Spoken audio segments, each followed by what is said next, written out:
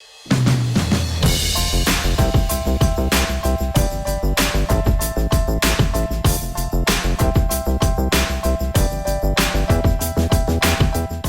patients ont besoin d'accéder rapidement aux innovations thérapeutiques en oncologie.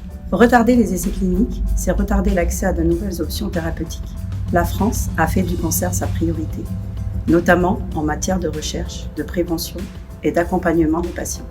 Concernant les essais de phase 1, ces derniers correspondent le plus souvent à la première administration d'un médicament à l'homme. Ces dernières années, nous avons observé une évolution dans la réalisation des essais de phase 1, ce qui a permis un raccourcissement général dans la réalisation de ces essais et un accès au marché beaucoup plus rapide. Il faut savoir qu'après les États-Unis, la France est le premier pays recruteur dans les essais de phase 1. Il est donc crucial de continuer nos activités, car nos patients ne peuvent pas attendre.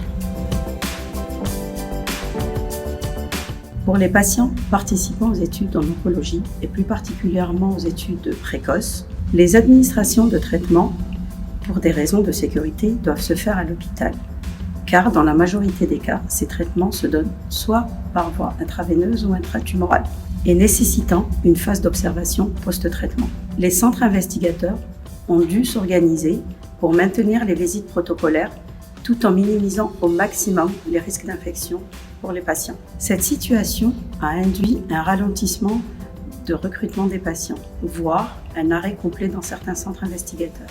Pendant cette crise, il est très important que les patients comprennent que les investigateurs ou les professionnels de santé mettent tout en œuvre pour assurer leur sécurité. Il est essentiel de relancer la participation des patients pour faire avancer la recherche.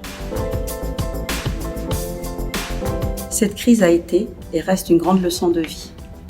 Elle m'a appris à m'adapter à un environnement qui en perpétuait le changement, et ceci depuis mi-mars 2020, tout en gardant le cap.